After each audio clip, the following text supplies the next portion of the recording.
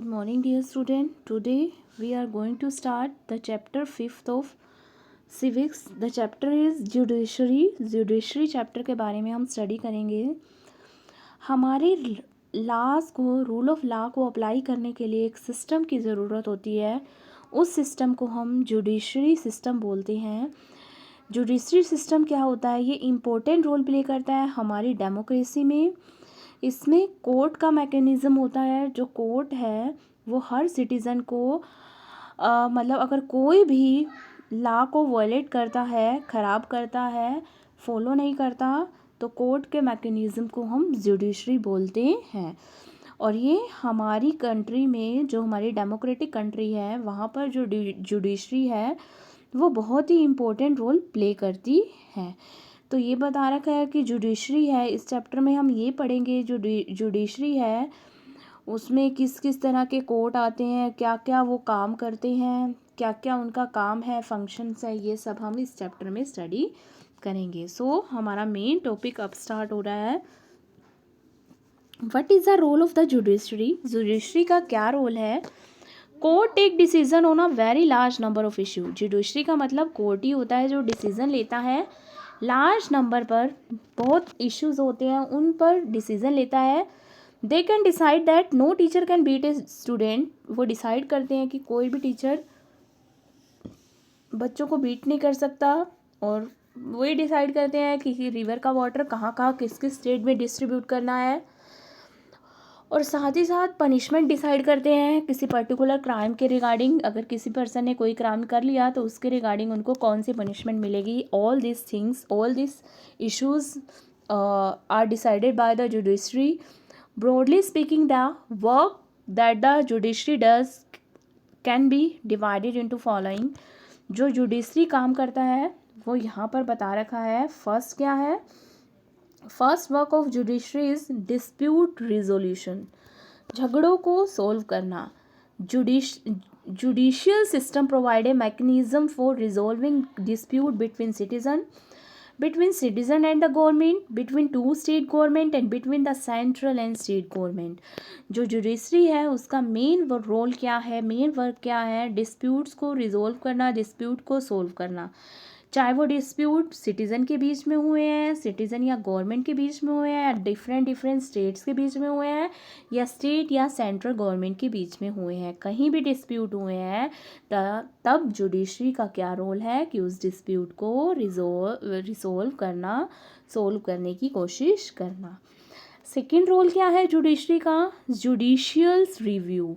Review मतलब दोबारा से देखना. जो भी कॉन्स्टिट्यूशंस में रूल रेगुलेशंस बनाए हैं उनको इंटरप्रेट करना, अगर सही नहीं लग रहे, ये सब जुडिशरी रिव्यू में आता है. पढ़ते हैं हम इसको. As the final interpreter of the constitutions, the judiciary also has a power to strike down particular law pass by the parliament if it believe that these are violations of the basic structure of the constitution. जो भी constitutions के द्वारा rule regulation बनाए जाते हैं तो उसका final interpreter कौन होता है?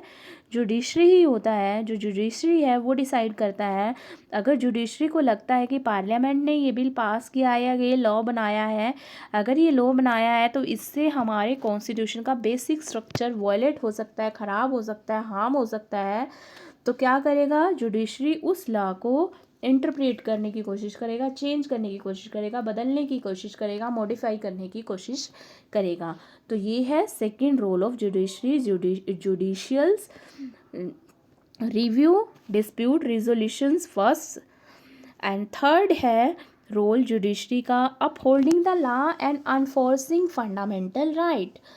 लॉ को अपहोल्ड करना और जो फंडामेंटल राइट है उनको एनफोर्स करना. किसी के भी फंडामेंटल राइट्स को हार्म नहीं पहुँचे और किसी भी तरह का जो लॉज है वो, जो भी पार्लियामेंट ने लॉ बनाए हैं, कॉन्स्टिट्यूशन ने लॉ बनाए हैं, वो बने रहे, उनको किसी भी तरह का कोई भी नुकसान ना पहुँचे. ये है हमारा जुडिशरी का third role.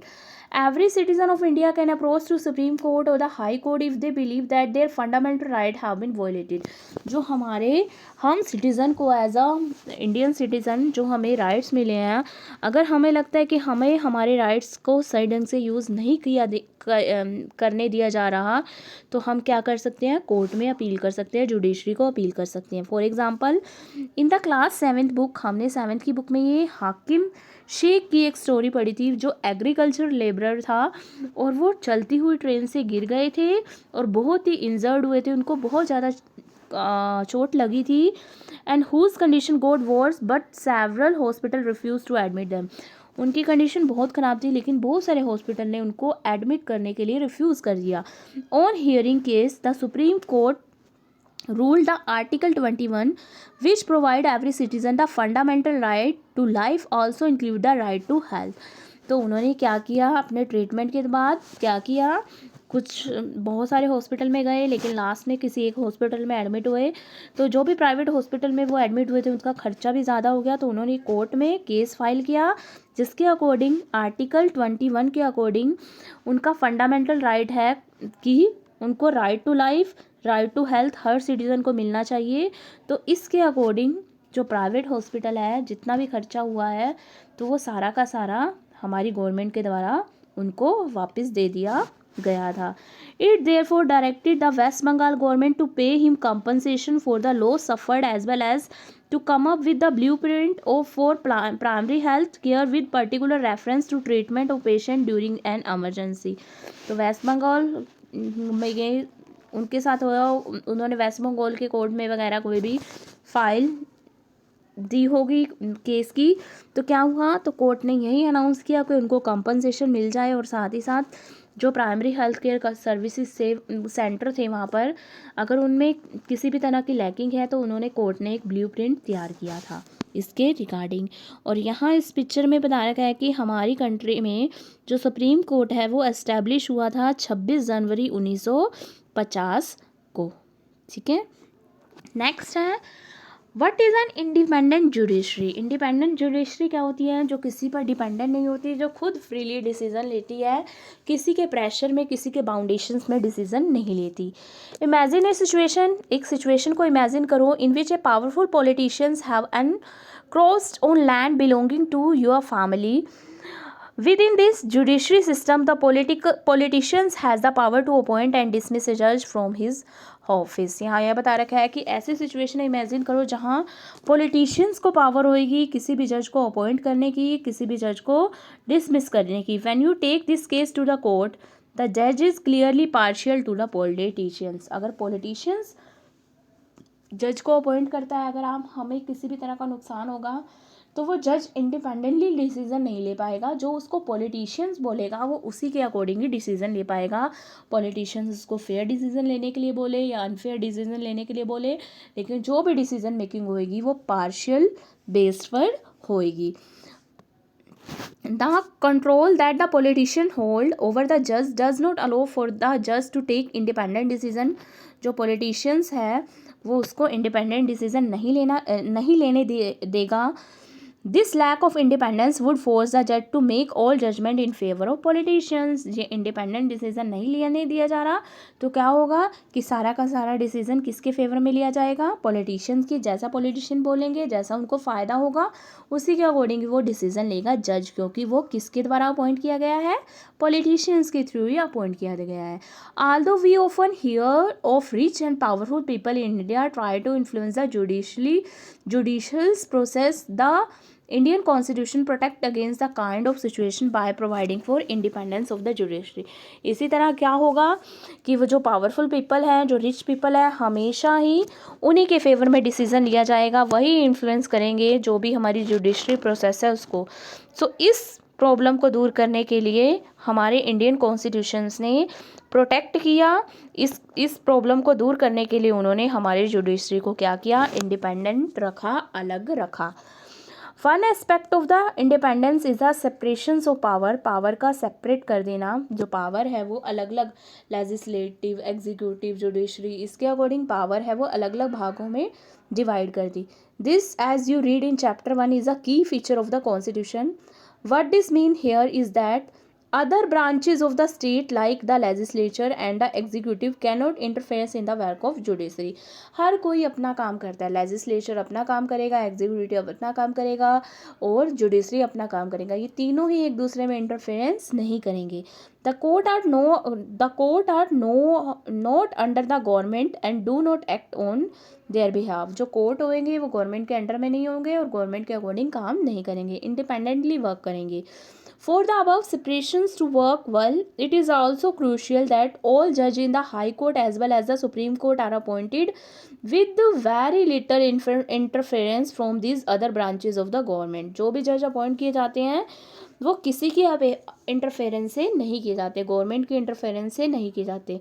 Once appointed to this office, it is very difficult to remove a judge. जैसे ही एक जज अपॉइंट हो गया तो उसको कोई भी रिमूव नहीं कर सकता. It is the independence of judiciary that allow the court to play central role in ensuring that there is no misuse of power by the legislature and executive.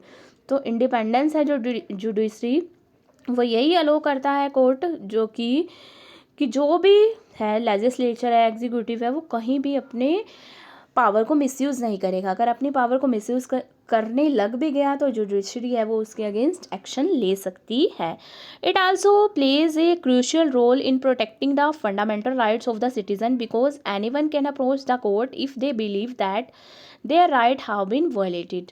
और ये जुडिशरी है ये important role play करता है हमारे fundamental rights को protect करने में, कि अगर कोई भी पर्सन किसी को फंडामेंटल राइट या कोई भी गवर्नमेंट फंडामेंटल राइट किसी भी पर्सन से छीनती है लेती है तो वो कोर्ट है उसकी हेल्प करता है और फंडामेंटल राइट को एंजॉय करने का उसको मौका देता है. तो यहाँ पर हमने क्या पढ़ा, जुडिशरी है वो देखती है कि लेजिस्लेचर है या एग्जीक्यूटिव है उनकी पावर भी मिसयूज़, वो भी अपनी पावर को मिसयूज़ नहीं करे, जो फंडामेंटल राइट्स हैं जो सिटीज़न का राइट है वो भी सभी सिटीज़न को मिले. सो स्टूडेंट आज हमने किया कि रोल ऑफ जुडिशरी, ये 3 तरह के रोल पढ़े हमने जुडिशरी के, और इसके साथ साथ हमने क्या किया है कि इंडिपेंडेंट जुडिशरी क्या होता है. इंडिपेंडेंट जुडिशरी होना ज़रूरी है, अगर इंडिपेंडेंट होंगे तो फेयर और सही डिसीज़न ले लिए जाएंगे.